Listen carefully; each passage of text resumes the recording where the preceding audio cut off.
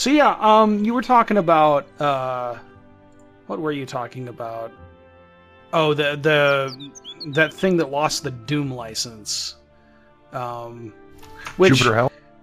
Yeah, which is interesting because that kind of is sort of similar to what happened to this game. This game came out in 1998 originally as Pern Angband. So it's a clone of Angband, which is a very popular big roguelike from the late 80s or mid 80s. But they made this one using the Dragon Riders of Pern IP. And that was sort of version 1. This is version 4, by the way. So that was version 1. That went around for a while until... Why am I not able to wear this? Oh, I need heavy armor training. Okay. That went around for a while. And then they received a cease and desist from whoever owns the Dragon Riders of Pern franchise. So then they decided, okay, well, we're gonna have to rebrand this thing and do something else, something smart, something that won't get us a cease and desist. So they made version 2, Tales of Middle Earth. Which actually still exists. I joke that they, about cease and desist, but that you can go and play that version of the game. There was a fork at one point. The guy started working on a version 3 that kind of got aborted. It was never finished, and he went on hiatus for 10 years, came back and made version 4, decided to drop the Tolkien license and do something original.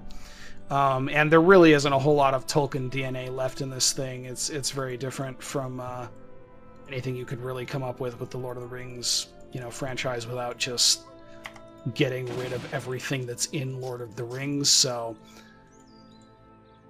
it's interesting. I think that more needs to be said about the way that when you get into game development history, the first wave of developers in a new space are almost always making things that have all kinds of technical or mechanical innovations, and then when it comes to the actual everything else, it's just straight up IP infringement, just 100%. Yeah.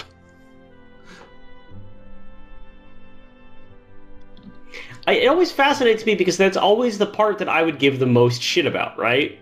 If I was making something and I thought that people were going to play it, the thing that would drive me absolutely wild, the idea of creating some kind of world or story and having a chance to really make some kind of space inside someone's head with it.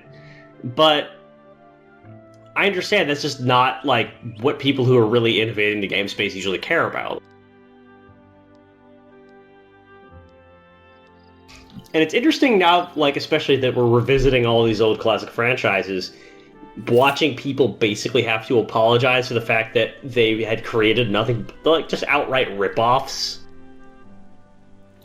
And kind of having to take all these classic elements of their franchise that they did not in any way have permissions to use and find ways to kind of incarnate them afresh without now running afoul of the fact that, well, this cost millions of dollars to make, we're going to put it on consoles in every country in the world, and lawyers know how to find us now.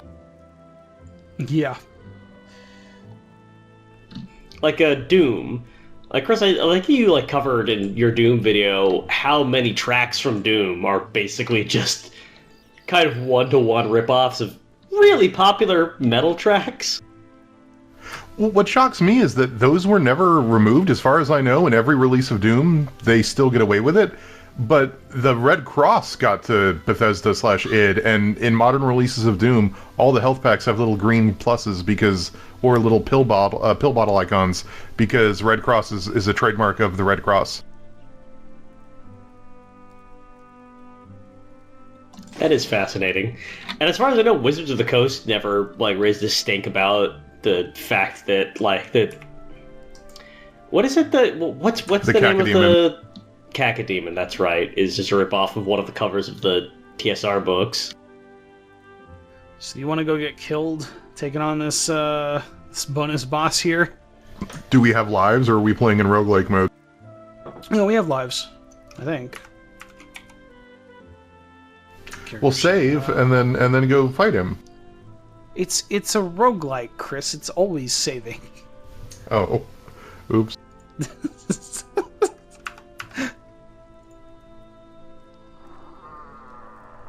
Alright. If we're lucky, we can maybe aggro the other trolls and not the one that's actually dangerous.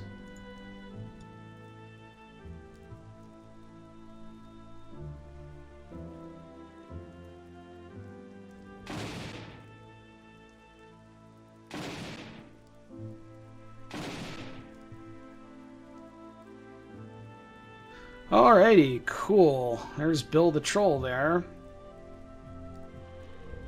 Let's take stock of what we got here. I want to run... Ooh, hello. We missed. Why did I let you guys talk me into naming her Car Lady? Why did you... Why did I do that? Is this problematic? Is she going to survive long enough for you to regret it? I'm rooting for Car Lady. I want Car Lady to succeed in life. Are we gonna have to play until Josh dies? That's the question. Well, that could be interesting. If this, what if this series of videos? What if we just have to stick with Tales of Maj'Eyal until you get killed? I don't foresee that being very long in this game. What is your average run length, Josh? Oh, well, we're not dead. We beat him. You can, if you're careful, you can get fairly far in this game without getting into too much risky stuff here. Like, this guy has a fucking tree trunk that is a Great Maul. Nice. It is literally just a fucking thing of wood. A big log. Now, is this sort of roguelike where what class you are really determines, and what stats you have very heavily determine what items you should and shouldn't use? To an extent. It's not super restrictive. Mind Star, we don't really want that. There are some weapons that just make no sense for some classes, but it's not like you can be an archmage and run around with a sword. It's not incredibly useful combination, but it's not like the worst thing you could possibly do with it. Wait, was there like a world chat at the bottom there? Oh yeah, so there's some online integration. Where's the... That's buck wild. Is this a mud? No, not really. There's no multiplayer as far as I'm aware, but like you'll see achievements of people and so on, and you can do... You can chat. There'd be no way that this would make sense, but it'd be pretty funny if you could just, like, Dark Souls people into your... I'm sure someone's made a Dark Souls roguelike. That has to have happened, right? I don't know. Do people make I mean, yeah, they've made Dark Souls roguelikes, like they've Sanctuary, made roguelikes, whatever. Yeah, but that doesn't count. That's not this. Yeah. I'm sorry, I have to use the bathroom. I'll be back.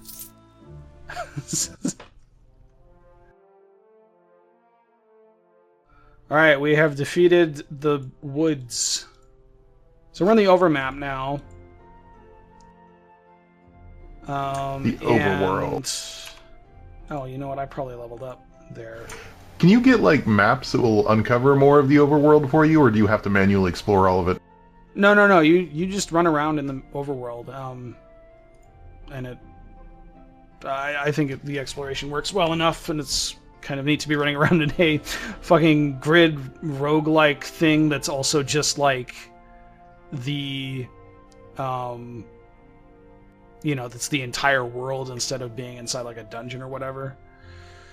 Let's see, let's keep leveling that up, get that to the point where we can almost use it, get more magic.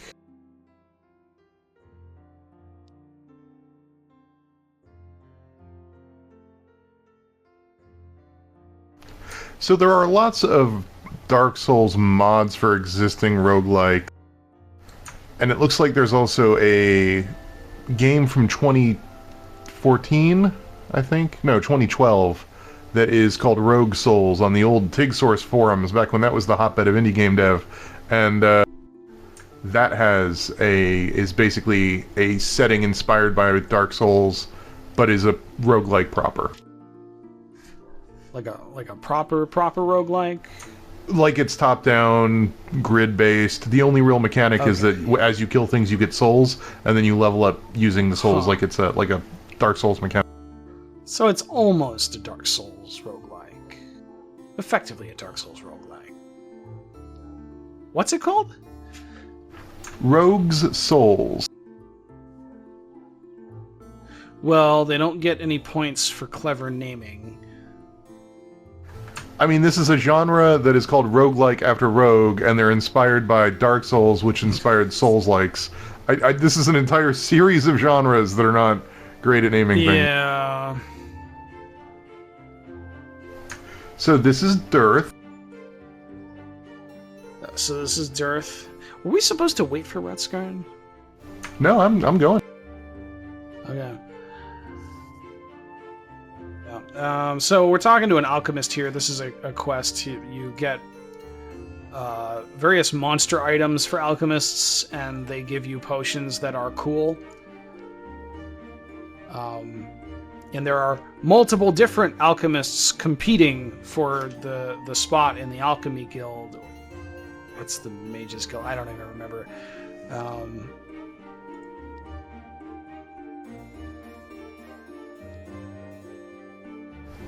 So do we have to do this quest to get the cool stuff, or do we just give them stuff and they give us cool stuff back? So we have to pick a particular elixir here, and then he'll tell us what we need to get it. Elixir of the Fox sounds good. Are these like permanent stat upgrades, or are they like consumables that you only use once? In this particular case, like the cunning, the elixir of cunning, which is like you gain 3 dexterity and cunning, that is a permanent stat upgrade. They don't all do that. Like there are other stuff. Let's sell some of this shit. Technically, I can use the Transmogrify chest to sell stuff, but we've got these shops right here, so why not support local businesses?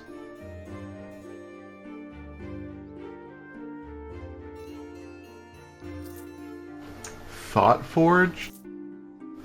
Like, it's psychic? Yeah, there's like a whole sub category of psychic classes.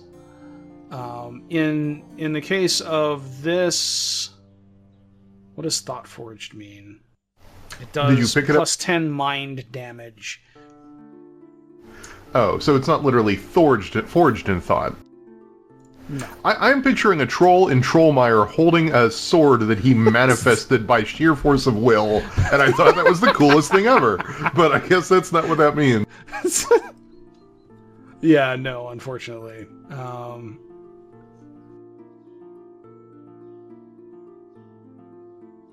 The herbalist song. Oh, okay. I think I want to get rid of the Shatter Inflictions rune because it doesn't do what I thought it did. What does it do? It cleanses a condition, physical, mental, or magical, and then it creates a shield. We can hold on to that. It can be useful to be able to clear those. We just haven't run into things that actually do it. So I guess here would be my thing. Does the game leave any breadcrumbs to the next major quest? Because you start with the goal of... We actually have a quest that is, also go to Corpol. So we vanquished Prox the Troll and Trollmire. Now we got to go explore the ruins of Corpol, which are out here. If you die there, would it be a corporal punishment? All right, well, thank you everybody for joining me for... I was really hoping Retskarn would be here for that one. Damn it.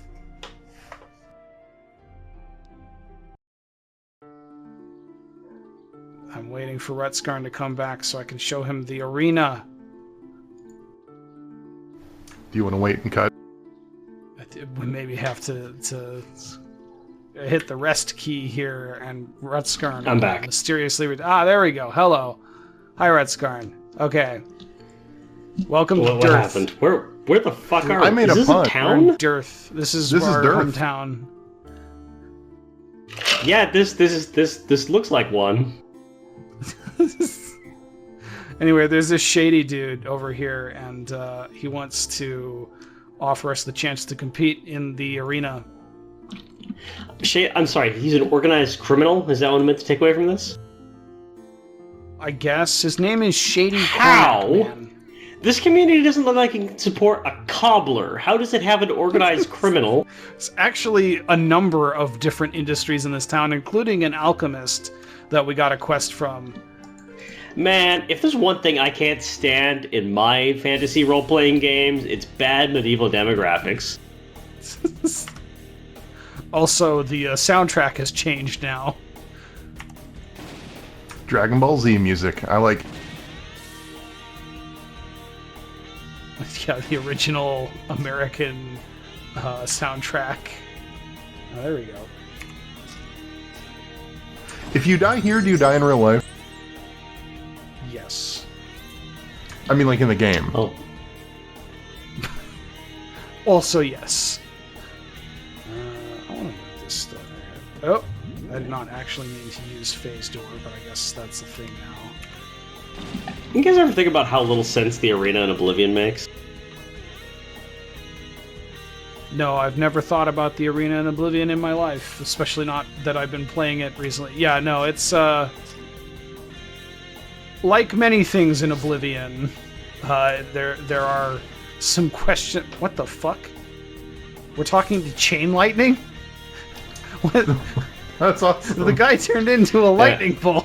So the UESP has actually done the math here and calculated that in order for someone to become the grand champion in the Oblivion Arena, because how the Oblivion Arena works is it's just like one-on-one death matches, with every match ending in the deaths of one of the two combatants. And to become the grand champion, you need to climb the ladder by surviving a certain number of matches against people of the appropriate rank, which means they also have to survive a certain number of matches.